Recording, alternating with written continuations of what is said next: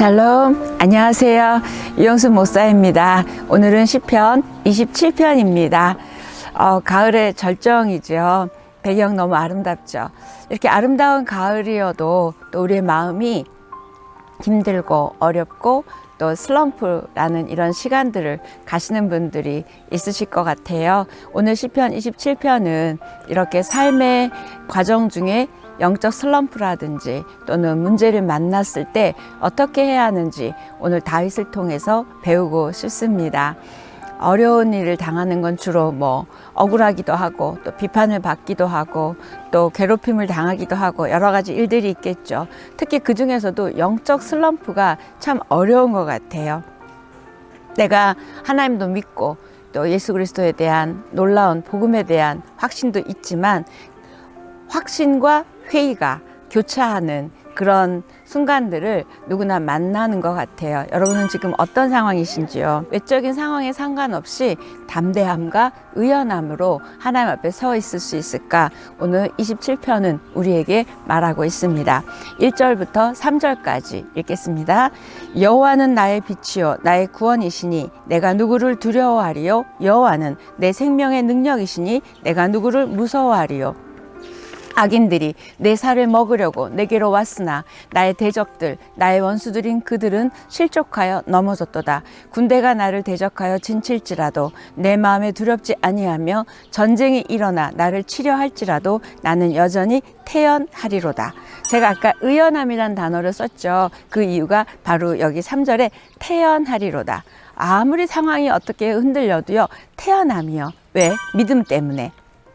다윗은 이렇게 얘기합니다. 내가 누구를 두려워하겠습니까? 내가 누구를 무서워하겠습니까? 나는 태연합니다. 의연합니다. 이렇게 얘기합니다. 악인들이 아무리 나를 죽이려고 덤벼도 상황이 아무리 나를 덮치려고 해도 나는 무서워하지 않고 태연합니다. 얘기합니다.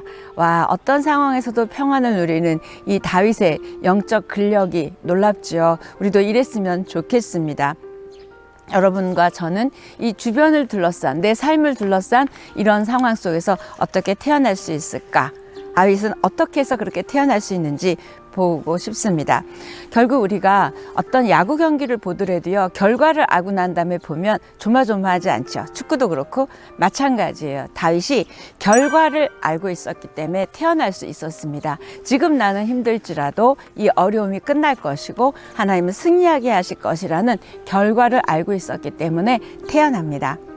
결국 세상을 이기는, 상황을 이기는 태어남, 의연함, 담대함은 하나님은 절대로 우리의 기도를 버리지 않으시고 어떻게 해서든지 하나님이 이 빛과 능력으로 우리 안에 존재하시기에, 붙들고 우리가 있기에 태어날 수 있습니다. 우리를 어둠에서 벗어나게 하는 빛이 있고 죽음에서 구원해 주시는 생명의 능력이 있음을 확신할 때, 다시 말해서 결과를 확신할 때 우리는 태어날 수 있습니다.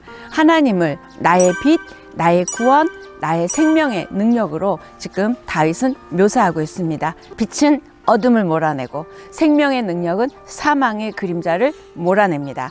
그래서 어둠은 사라지고 생명의 능력으로 다윗의 삶 가운데 채워졌고요. 또 우리도 우리의 삶 가운데 채워질 때 우리 마음에 태연함과 의연함과 평안과 기쁨은 찾아올 것입니다. 우리 하나님이, 예수 그리스도가 나의 빛, 나의 구원, 나의 생명의 능력임을 잊지 않고 결과를 확신하는 우리였으면 좋겠습니다. 하나님은 생명의 능력이라고 하는 표현은 너무 멋진데, 이건 뭐냐면 능력은 보호, 안전, 피난처, 요새, 많은 뜻을 의미하고 있습니다. 하나님은 이렇게 생명의 능력, 나의 보호, 안전, 피난처 라는 거예요. 이렇게 내 생명을 보호하시는 그분이 나의 안전한 피난처가 되시기에, 빛과 구원이 되시기에, 그 능력이 있으시기에 지금 다윗은 태어날 수 있다고 얘기합니다. 그래서 다윗은 자기 자신을 헤아리는 사람들을 악인들, 대적들, 원수들로 묘사합니다.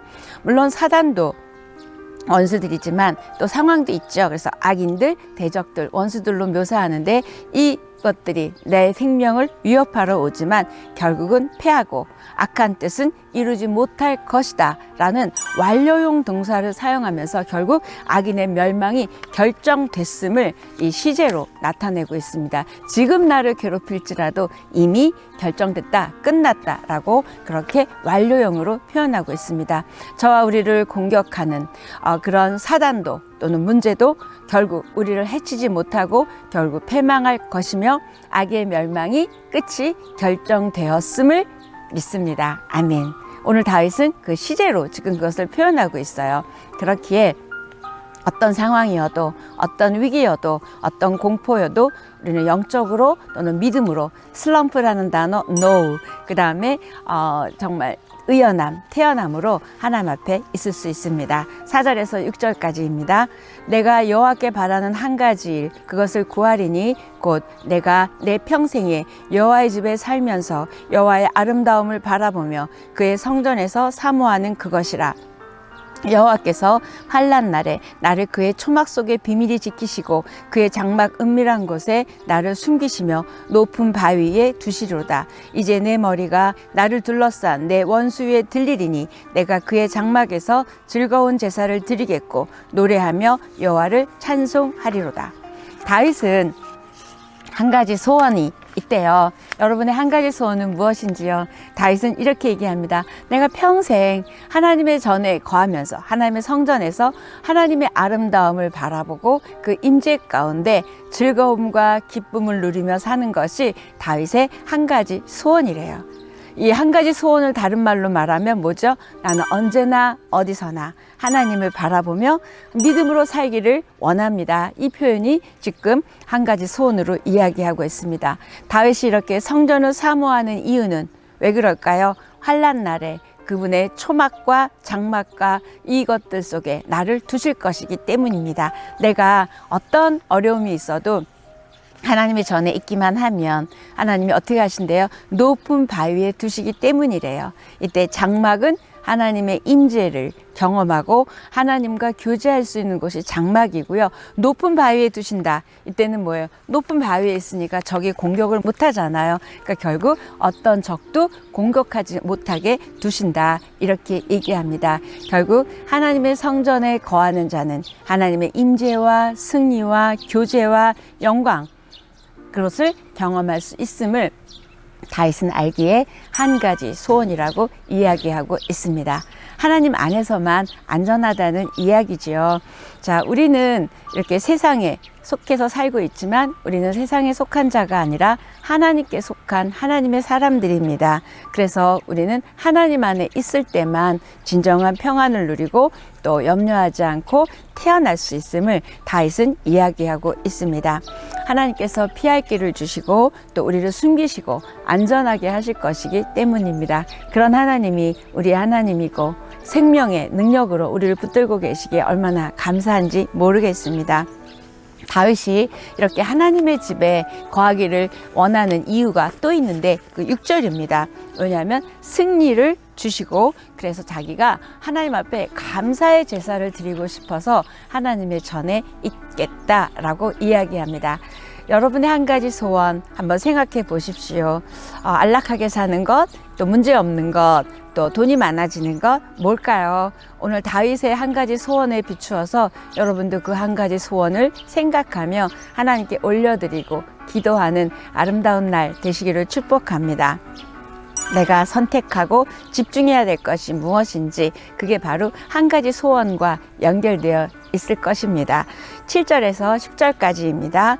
여호와여 내가 소리내어 부르짖을 때에 들으시고 또한 나를 긍휼히 여기사 응답하소서. 너희는 내 얼굴을 찾으라 하실 때에 내가 마음으로 주께 말하되 여호와여 내가 주의 얼굴을 찾으리이다 하였나이다. 주의 얼굴을 내게서 숨기지 마시고 주의 종을 노하여 버리지 마소서. 주는 나의 도움이 되셨나이다. 나의 구원의 하나님이시여 나를 버리지 마시고 떠나지 마소서. 내 부모는 나를 버렸으나 여호와는 나를 영접하시리이다.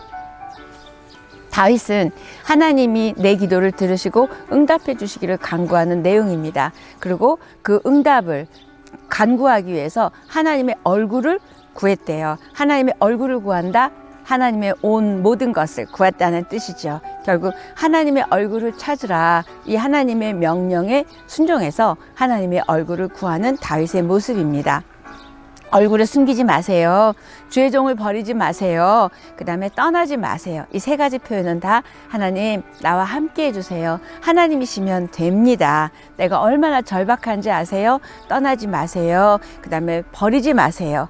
무엇보다도 얼굴을 숨기지 마세요. 숨어 계신 하나님이 아니라 얼굴을 드러내달라라는 표현은 내가 하나님하고 함께 있음을 알려달라, 응답해달라 이야기입니다. 그리고 다윗은 스스로를 주의 종이라고 표현합니다. 이때 종은 하나님과의 그 언약의 관계 안에서 내가 하나님을 주인으로 삼았다, 하나님은 나의 주인이시다, 이 고백을 나는 주의 종입니다, 이렇게 이야기하고 있습니다. 부모는 나를 외면할 수 있다 해도, 자식을 버리는 부모는 없겠지만 그렇게 하나님의 그 사랑에 비하면 인간의 사랑은 한계가 있음을, 그 하나님의 사랑의 무한함을 이렇게 표현하고 있습니다. 하나님 안에 있는 사람 많이 갖고 있는 확신이겠죠. 그래서 이렇기 때문에 태어나고 두려움이 없다는 것이 그 1절과 이어지고 있었습니다. 이 모든 것이 바로 다윗이 태어날 수 있었던 이유입니다. 하나님의 사랑은 저 여러분을 끝까지 붙들고 계시고, 또 하나님의 얼굴을 구하고 사모하는 사람을 끝까지 승리케 하실 것을 믿습니다. 이 험한, 힘들고 어려운 세상 가운데서 살고 있는 우리 모두는 하나님 사랑이 필요하지 않은 사람은 없을 거예요. 그 완전한 사랑이 우리를 붙들고 계시기 때문에 태어나다고 다윗은 이야기하고 있고, 그 사랑이 저 여러분을 살게 하고 그 사랑이 우리로 하여금 희망할 수 있게 하는 것 같습니다. 언제 어디서나 어떤 상황일지라도 여호와의 전을 사모하고 하나님의 사랑에 흔들림이 없는 확신하는 우리이기를 축복합니다. 11절에서 14절입니다. 여호와여, 주의 도를 내게 가르치시고 내 원수를 생각하셔서 평탄한 길로 인도하소서. 내 생명을 내 대적에게 맡기지 마소서. 위증자와 악을 토하는 자가 일어나 나를 치려함이니이다. 내가 산자들의 땅에서 여호와의 선하심을 보게 될 줄 확실히 믿었도다. 너는 여호와를 기다릴지어다. 강하고 담대하여 여호와를 기다릴지어다. 다윗은 하나님이 가르쳐 주시는 바른 길로 가기를 원하고, 그 다음에 하나님께 나를 그렇게 인도해 주십시오 기도하고 있습니다.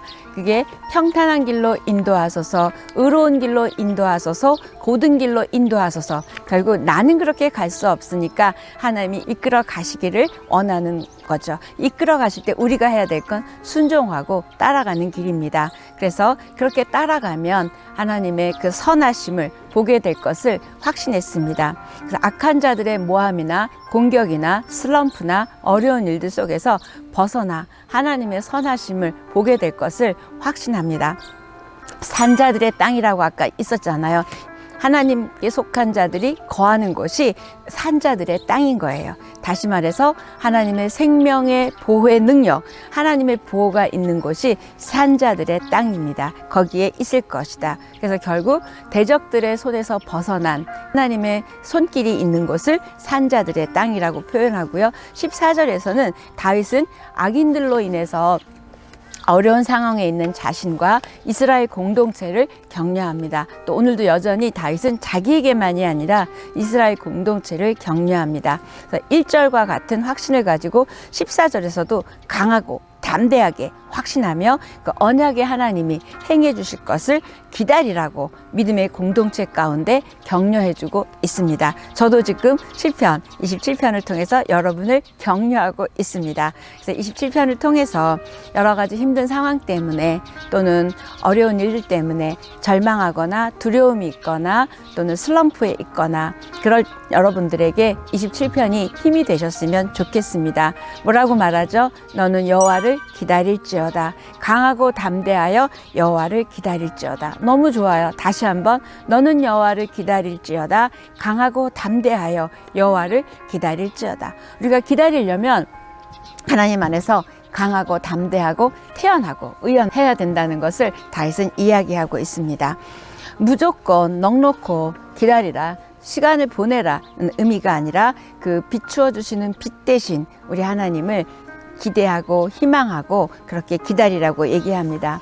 기다림의 시간은 결국 말하면 그 시간을 내 편으로 만드는 거예요. 그래서 신앙의 침체 또는 영적 슬럼프가 오래 가게 되면 여러분 두려움이 생기고, 두려움이 생기면 믿음을 쓸 수가 없습니다. 그래서 오래 가지 않고 오늘 다 끝내시기를 축복합니다. 그래서 여호와를 바랄지어다, 기다릴지어다, 희망으로 기다리십시오. 그래서 환난 가운데 또는 두려움 가운데, 문제 가운데 여호와의 전을 사모하는 사람이 바로 믿음의 사람이고, 그 믿음의 사람 가운데 하나님이 어떻게 일하시는지를 오늘 다윗은 이야기하고 있습니다. 27편의 키워드, 너는 여호와를 기다릴지어다. 아멘. 너는 여호와를 기다릴지어다. 여러분, 의연함과 태연함과 담대함으로 여호와를 기다리는 저와 여러분 되기를 축복합니다. 여호와의 아름다움을 바라보며 여호와를 기다리는 저와 여러분의 삶을 통하여 하나님 마음껏 역사하실 줄 믿습니다. 다시 한번, 너는 여호와를 기다릴지어다. 아멘. 여러분 사랑합니다.